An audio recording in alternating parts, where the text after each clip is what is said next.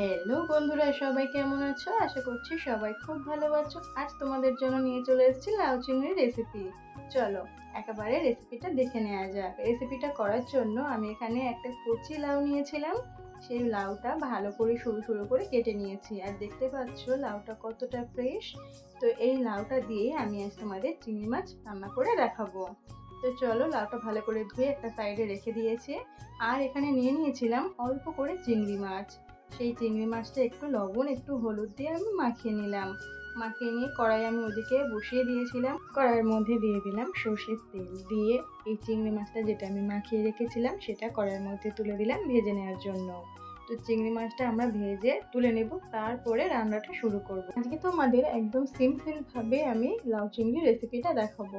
আর আমাকে তোমরা জানিও যে তোমরা লাউ চিংড়ি কিভাবে রান্না করো। আমি যে লাউ চিংড়ির রেসিপিটা তোমাদের দেখাচ্ছি একদমই সহজ পদ্ধতিতে।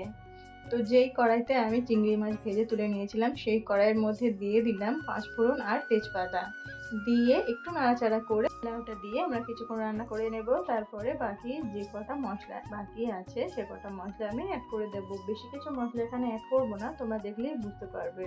তো দিয়ে দিলাম কয়েকটা চেরা কাঁচা লঙ্কা, আর দিয়ে দিলাম লবণ, আর একটু সামান্য হলুদ গুঁড়ো দিয়ে ভালো করে আমরা এই লাউটাকে রান্না করে নেব। এখানে আর বেশি কিছু মশলা আমি অ্যাড করছি না।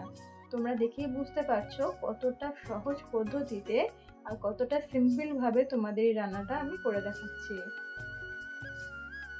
ওটা কিছুক্ষণ রান্না করে আমি একটু ঢেকে দিয়েছিলাম। ঢাকাটা খোলার পরে দেখো কতটা পরিমাণে জল এখানে বেরিয়েছে। আর হ্যাঁ, এখানে কিন্তু আমরা কোনো এক্সট্রা জল ব্যবহার করব না। এই যে জলটা বেরিয়েছে এই জলেতেই আমরা লাউটা পুরোপুরি রান্না করে নেব। তো দেখো আমরা যে চিংড়ি মাছটা ভেজে রেখেছিলাম চিংড়ি মাছটা তুলে দিলাম, দিয়ে ভালো করে কিছুক্ষণ নাড়াচাড়া করে আবার একটু ঢেকে দেবো। কারণ ঢাকা দিয়ে রান্না করলে রান্নাটা তাড়াতাড়ি হয়েও যায়, আর এই জলটা যেটা বেরিয়েছে সেটা তাড়াতাড়ি শুকিয়ে যেতে সাহায্য করে। তো দেখো আবার ঢাকনাটা খুলে আমরা কিছুক্ষণ নাড়িয়ে চাড়িয়ে দিলাম। আর ঢাকার দরকার নেই, এবার তোমরা হালকা আঁচে এই রান্নাটা করে নেবে।